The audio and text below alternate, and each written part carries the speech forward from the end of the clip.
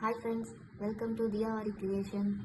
இன்னைக்கு நம்ம என்ன பார்க்க போறோம்னா செயின் ஸ்டிச்சஸ் போட்டு நீங்க எல்லாம் பிராக்டிஸ் பண்ணியிருப்பீங்க. இப்போ செயின் ஸ்டிச்சஸை யூஸ் பண்ணி பீட் போட போறோம். ஃபர்ஸ்ட் நான் எடுத்துக்க வந்து சுகர் பீடு ஒரு லைன் மேக் பண்ணிக்கிட்டேன். இப்போ ஒவ்வொரு லைன்லயும் ஒவ்வொரு பீட்ஸ் வந்து நான் உங்களுக்கு எக்ஸ்பிளைன் பண்ணி போடுறேன். ஃபர்ஸ்ட் எப்பயும் போல த்ரெட்டை உள்ள விட்டுக்கோங்க. சுகர் பீடு வந்து ரெண்டு பீடாக எடுத்தால் தான் ஸ்டிச்சஸில் அழகாக தெரியும். அதனால் ரெண்டு பீடாக எடுத்து நான் உங்களுக்கு போட்டு காட்டுறேன். ஃபஸ்ட்டு ரெண்டு பீடு இப்படி எடுத்துக்கோங்க. த்ரெட்டுக்குள்ளே நீடில் உள்ளே விட்டு பீட்ஸை உள்ளே விடுங்க. அப்புறம் எப்பயும் போல் நீங்கள் ஸ்டிச்சஸ் போடலாம். நல்லா பார்த்துக்கோங்க, இந்த மாதிரி.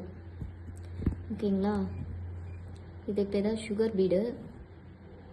எல்லோரும் 3 பீடு 4 பீடுன்னு போடுவாங்க. அப்படி போட்டால் நமக்கு சரியாக இருக்காது பார்க்கும்போது.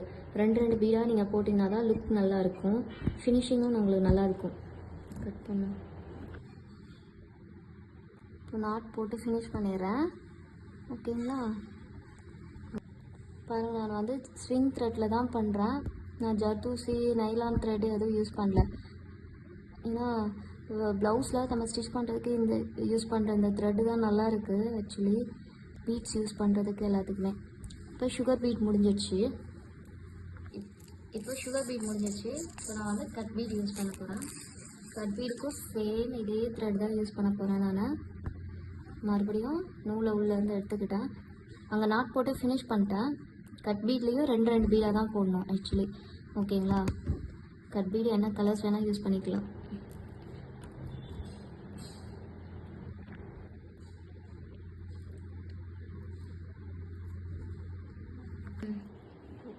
நான் வந்து கட் பீட் யூஸ் பண்ணி ஒரு பிள்ளையார் வரைஞ்சிருக்கேன். அதோட வீடியோ நான் இப்போ காட்டுறேன், பாருங்களேன் எப்படி இருக்குன்னு பார்த்து சொல்லுங்கள்.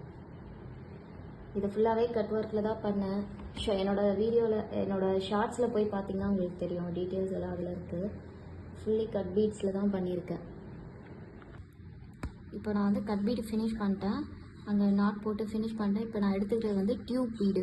இது பேர் டியூப்னு சொல்லுவாங்க. கட் பீட் மாதிரியே இருக்கும், ஆனால் வந்து கட் பீட் சின்னதாக இருக்கும், இது கொஞ்சம் பெருசாக இருக்கும். இது டியூப் பீடு. இந்த டியூப் பீடு யூஸ் பண்ணி நான் ஒரு ஸ்பைடர் போட்டிருக்கேன். அதை நீங்கள் என்னோடய ஷார்ட்ஸில் பார்த்துருக்கீங்களான்னு எனக்கு தெரில. இப்போ அதையும் நான் உங்களுக்கு ஷோ பண்ணுறேன்.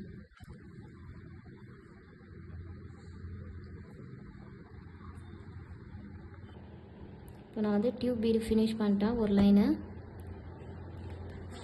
நெக்ஸ்ட்டு நம்ம பார்க்க போகிறது 4mm பீடு. இது சுகர் பீட்லேயே சைஸ் வந்து பெருசாக இருக்கும். இது பேர் 4mm பீடு.